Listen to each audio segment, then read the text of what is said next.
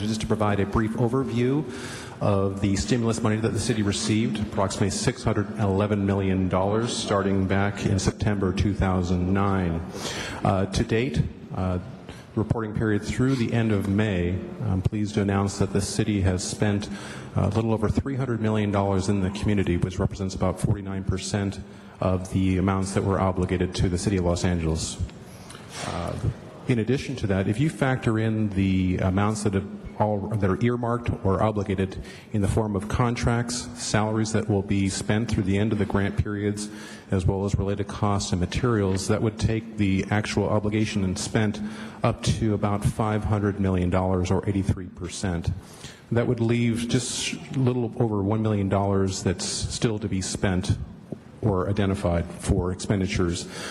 Most of that will be in the form of contracts. We've worked with the various departments that are grant recipients, and there's approximately 24 contracts that still remain to be executed. Now, of those 24 contracts, most of them are relatively small. We've got a couple of large contracts that still need to be executed. The largest one would be with the Neighborhood Stabilization Program, which represents approximately $60 million of that $100 million that needs to be spent. The R team is working closely with all the grant recipients to ensure that they are spending the money in a timely manner and triaging where necessary to help departments along. There are about 4 or 5 projects that seem to be, I wouldn't say the most problematic, but they're the ones that have the most difficulty, were the ones that are created from scratch, that were brand new to the city and brand new to the federal government. So working with those departments is taking some time for the departments to design the programs, go out to competitive selection, and then award those contracts. So we monitor those closely.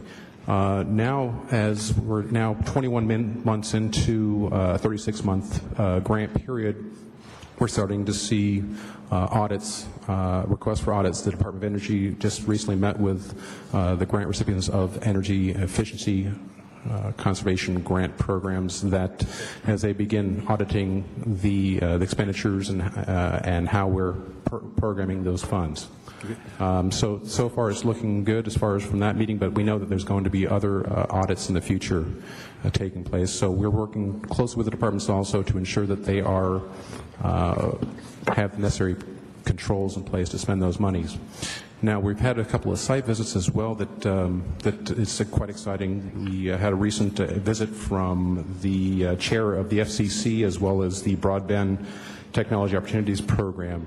They were out in South Los Angeles taking a look at a WorkSource Center satellite in South LA, where we've got 25 computers installed. And as you know, that's a program where we have $7.5 million that's going to be going into 188 public computer centers, and to date we've acquired over 3,300 computers and an additional 150 printers. So those are actively being installed throughout the community for potential job seekers. We're working closely with other departments, such as Department of Transportation, who has obtained an overtime waiver, so to enable them to pay cash overtime for their employees so that they can meet their goals for the new signals and left-hand turn arrows. Of the overall construction projects, we've got approximately $220 million in contract now. So essentially all, with the exception of one minor contract for less than $1 million, has been put into contract, and all of them are moving forward.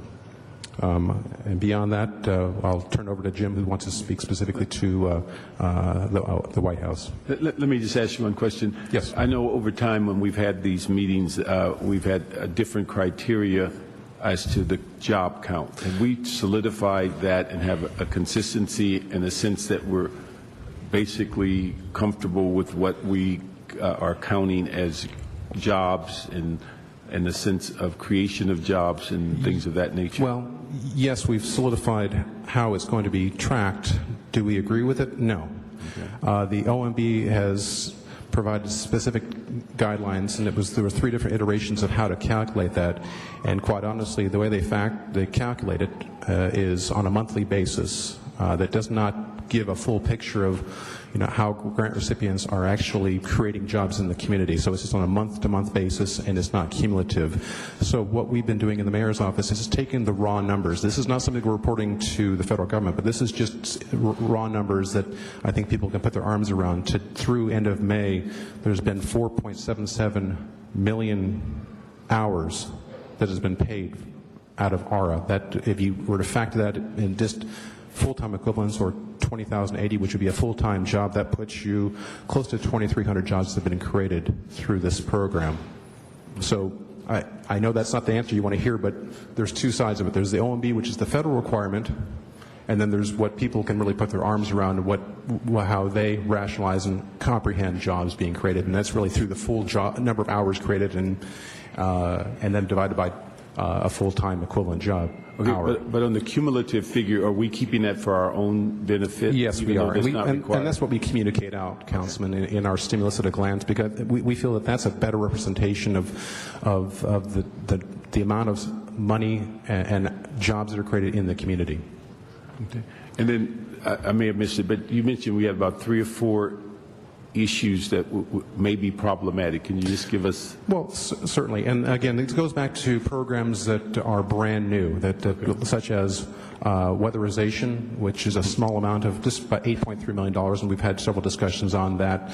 The city took that on to relieve the state of the burden, since the local service providers were unable to provide the services themselves. So the Department of Water and Power stepped up and has been creating a program from scratch. And as they've moved along, creating a new classification for entry-level positions, it's taken some time, but now that they've got the positions in place, they've got an organizational structure, the position to carry the program forward, they will meet their goals. Another would be the energy efficiency conservation block grant. That's 15 different programs that in essence did not exist before, and that was created by virtue of doing extensive outreach to the community to find out what was needed in the community for energy conservation, and as such 15 different programs are created. Now they are meeting the needs of the community as they stipulated, but creating 15 jobs from scratch is not necessarily the easiest thing in the world. And because we were given a year to do the planning and creation of these programs, it was our understanding as a city that we would have 3 years to implement. As it turns out, the Department of Energy,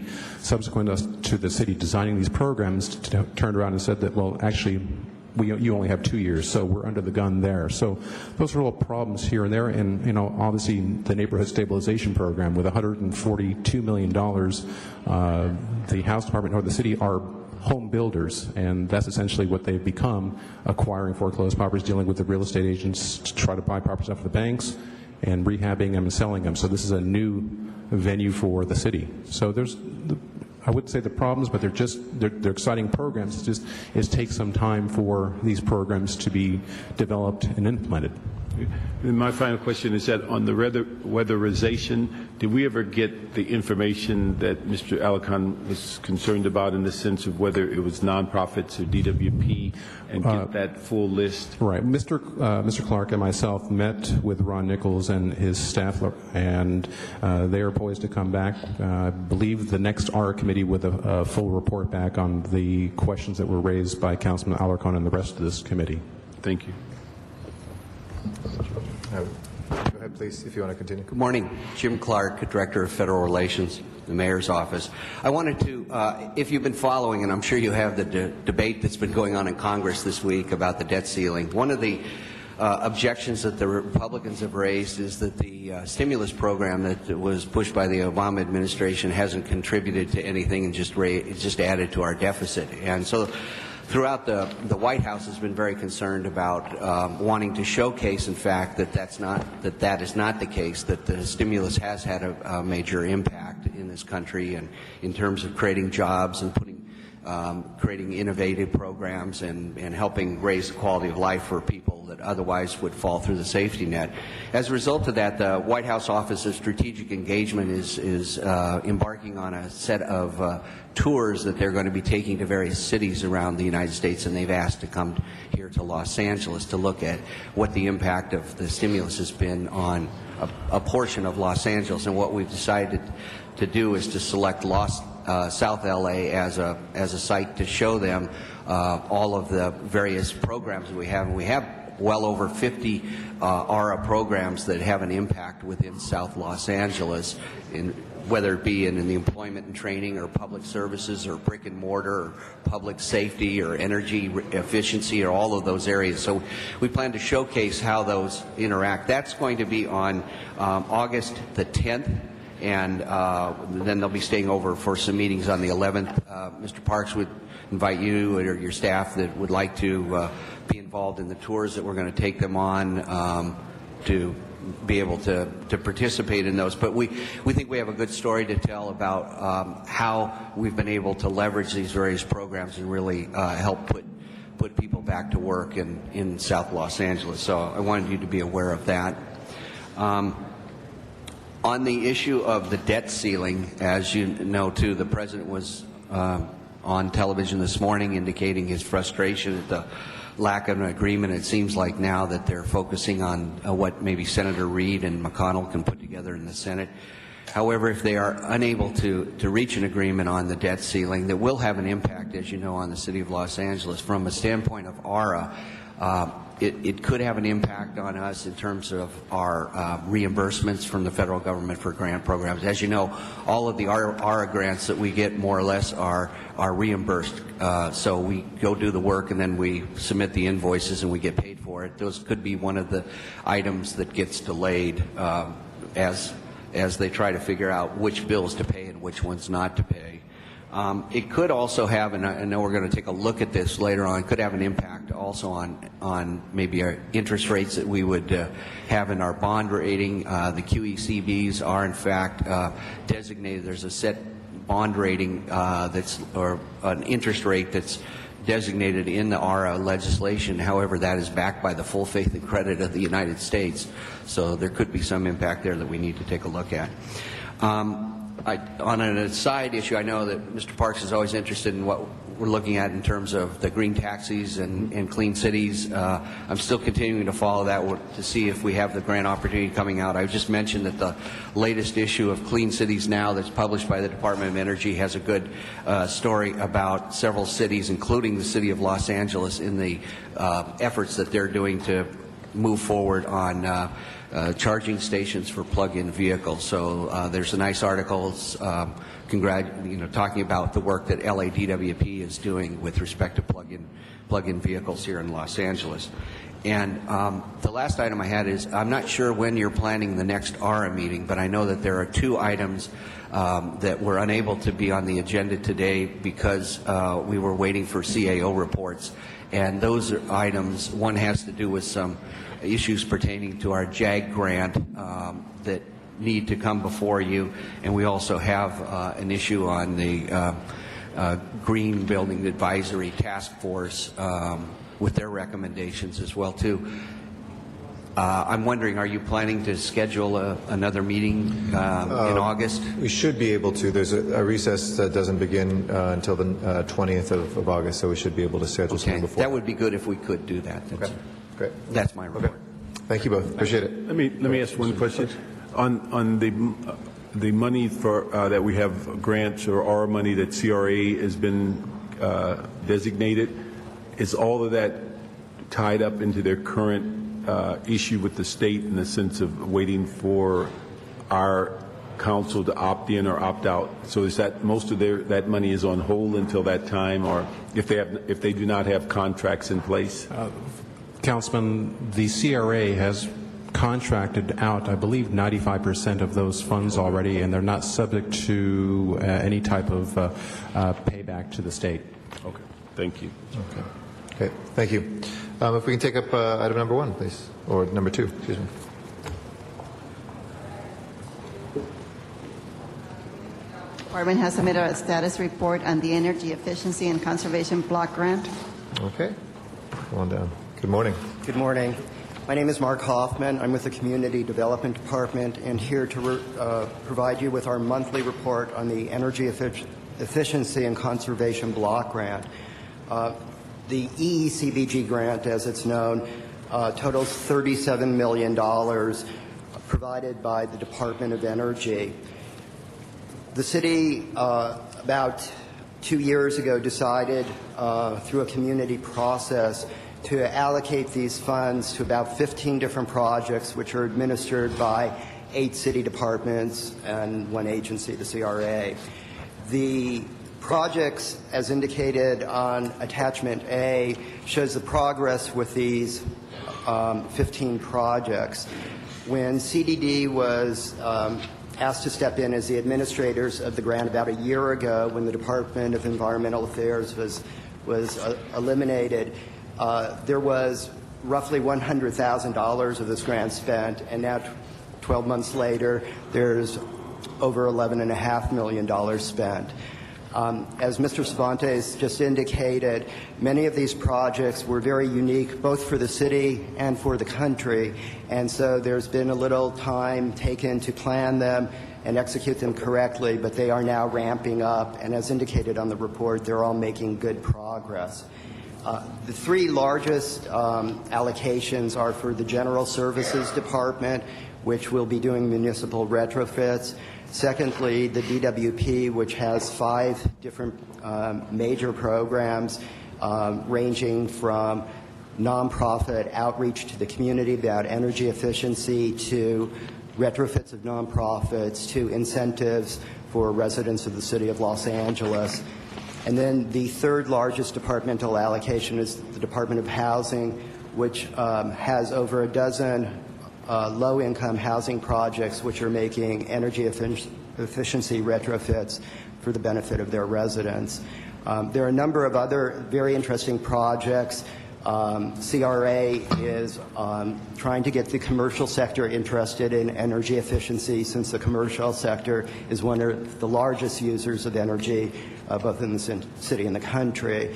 The Department of Energy is very supportive of that effort. Additionally, there are job training programs and job placement programs, and several of those programs are not only underway but on the way to completion, including training and job placement. And finally, the Bureau of Street Lighting was probably the prime example of a department that was ready to spend the money because they are in the street lighting business. And so when they were given their $2 million allocation, they managed to spend it in 6 months. And not only did they spend it as planned, but which was to retrofit a few hundred lights, but they've now found efficiencies and are able to retrofit over 2,000 lights. So this grant has been productive in terms of energy efficiency and job creation and retention, and we are only partially the way through spending all of the money. Is this the audit? It's required by DOE of all cities, or was it unique to Los Angeles, or semi-unique? Right. I don't think it was anything in particular, except the city of Los Angeles received the second largest allocation in the country, and because of that dollar amount, we were on their list. But is New York also, or Chicago? Do we know what our peer cities are? I'm not certain about those cities, but I know the state of Nevada was audited, and that is probably because of the variety of their programs. And so we haven't heard that there's anything particularly of concern or negative about their intent in auditing us. It's simply because of the amount of the award. Got it. Okay. So we don't have any reason to believe that we were particularly audited for any discrepancies or anything that alerted them? No, we're not aware of anything of that sort. If the funding that we have here does not get spent out in all the areas, do we have contingency planning for that, either in the specific areas, or do we have kind of a next list to make sure we hit deadlines? Yes, we do.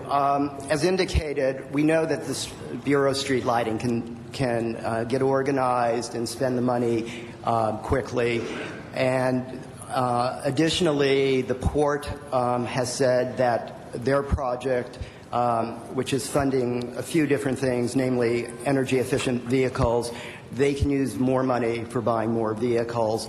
And there are other projects which are getting underway that will probably need more money than they were allocated. So to answer your question, yes, we do have a contingency plan should we not spend for certain projects. Mm-hmm. Additionally, I might add, on a monthly basis, we are now meeting with all 8 city departments and agencies regarding their projects so that we can be assured that they are moving forward. However, additionally, the Community Development Department plans to meet one-on-one with all of the major departments, and particularly those that haven't quite spent all of their allocation to make sure they're on track, and if not, we will be back before council to reallocate funds.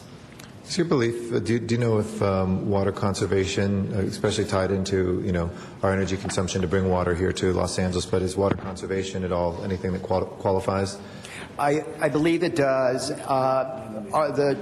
projects chosen by the City of Los Angeles haven't delved too deeply into that area, though.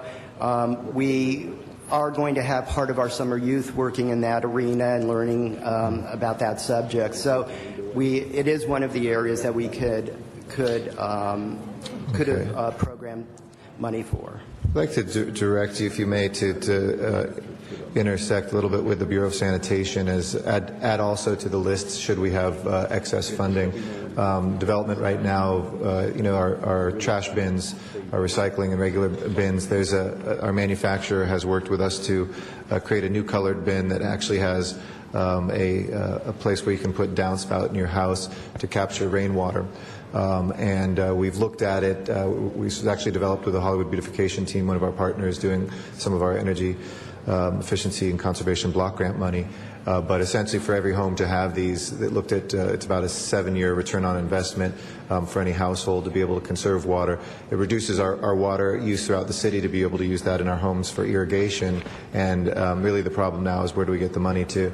It's relatively cheap. It's about $80 for one, including the education. But should we have some excess funds, I think it would be a real best-in-nation model. And I know the Bureau of Sanitation's worked quite a bit on that. So if we could also look at that and potentially add that to the list, just if there's excess stuff. Okay. And we have one fan out there who likes it.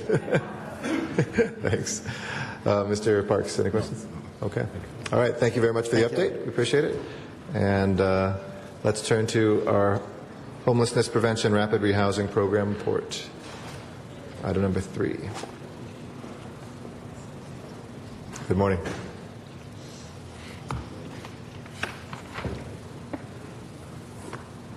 Good morning. My name is Suzette Flynn. I'm the Director of Housing Services for the LA Housing Department.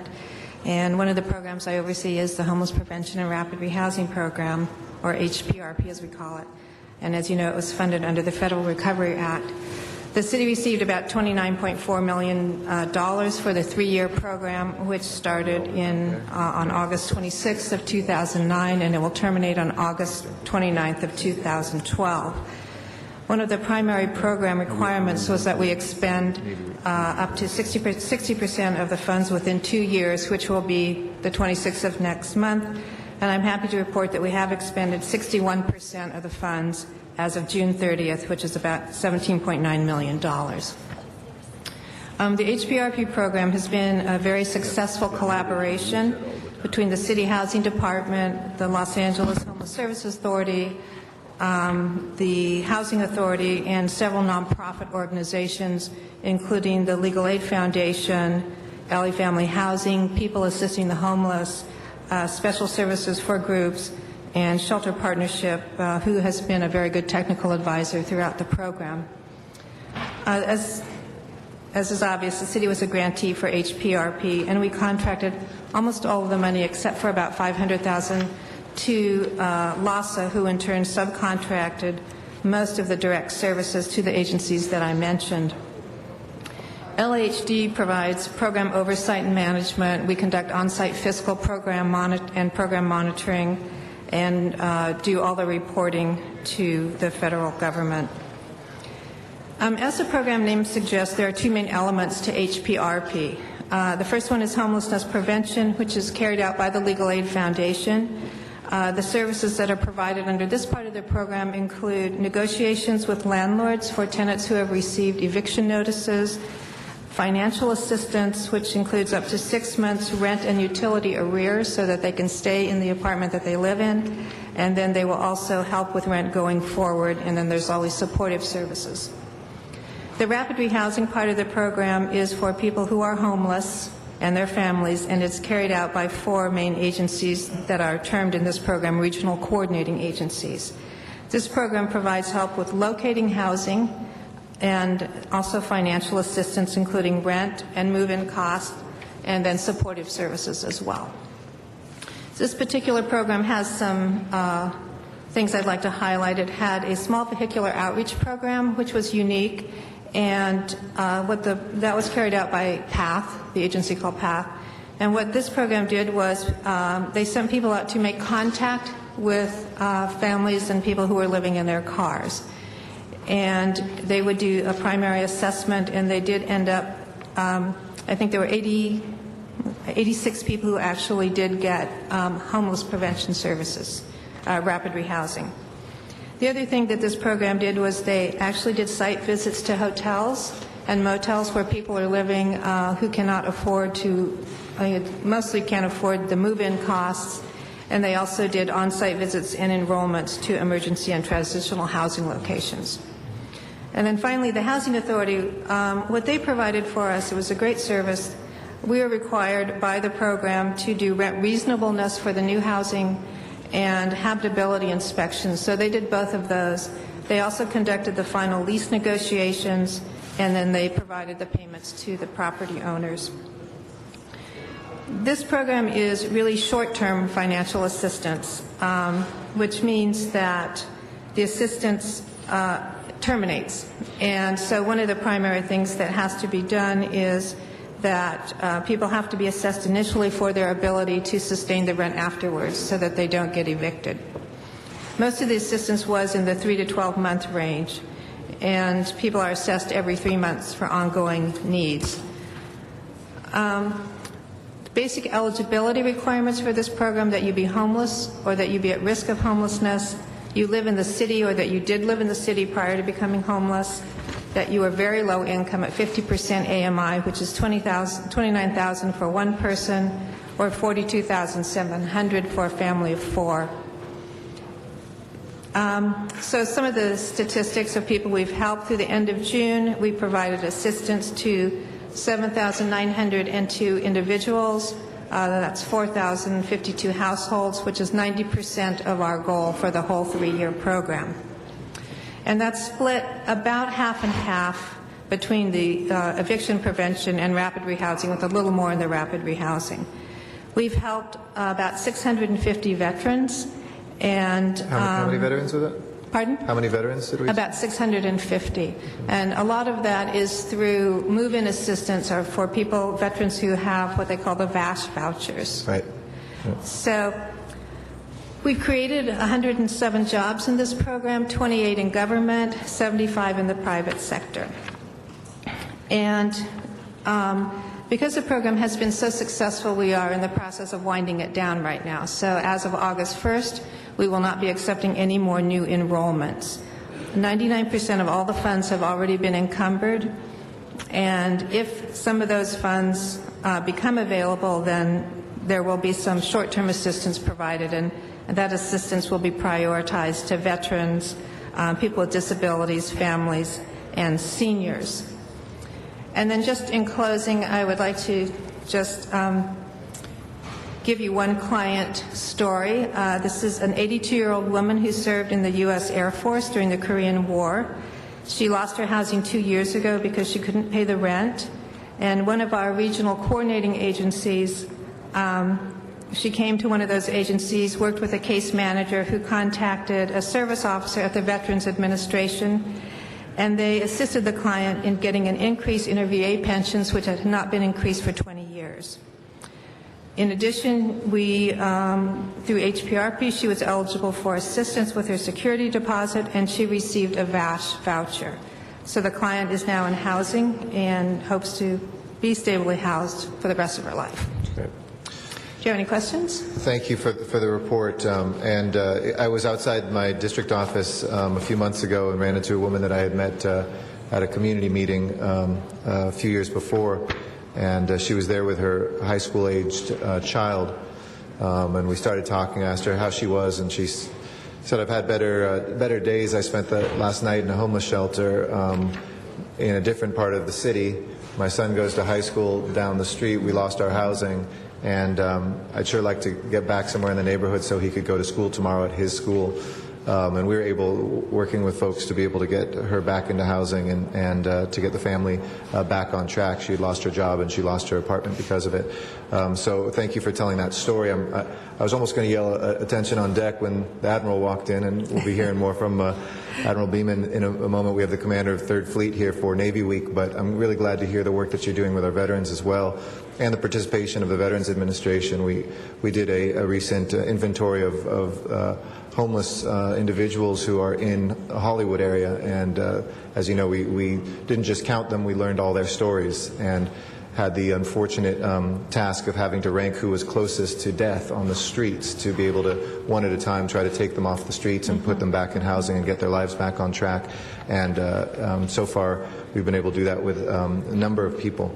But in particular, as we see people, both veterans from previous wars as well as some of our younger veterans coming home, it's such a critical area for us to be focusing on, and I'm very heartened to hear those numbers, as well as our overall numbers. I think, thank you for the work. It seems like we will well exceed our numbers. Hardly a cause for celebration, because it means there's even more homeless people out on the streets than we thought we could serve initially. But that said, it's good to see us using this federal assistance even more effectively than we thought. And it looks like you're well on track. So I have, my questions were really, you hit them. I was going to ask what sort of coordination you had with the VA and with VASH vouchers and the services in particular that veterans need. But do you have any questions, Mr. Parks? No, I just want to commend you as the district with the second largest homeless population, and also I think we lead the league in foreclosures, particularly on multifamilies. And we have had a great deal of success using your program. In fact, one just occurred in July. We had a young lady that was homeless, and your program took care of her. The only concern I have is that because this is real live dollars and help, the fact that the program is exhausted its funding, yet we have not really solved that homelessness problem. And the new homeless that sleep in our parks in their car are the ones that we see, and they're visible. Unfortunately, throughout the city, we have people that are homeless, but they're not as readily identified as, say, downtown, because they're not in the groups. But I would hope that we have whatever energy we have to extend or find additional funds for this. This is one of those programs that works. It works every day, and it changes people's lives. So whatever we can do to increase that or move in that direction, I would appreciate it. I think, I've been involved in housing for a long time, and I think this is one of the most successful programs I've seen, because it prevents people from becoming homeless right at the beginning, and then it helps rehouse by having people who locate housing and then providing this short-term assistance.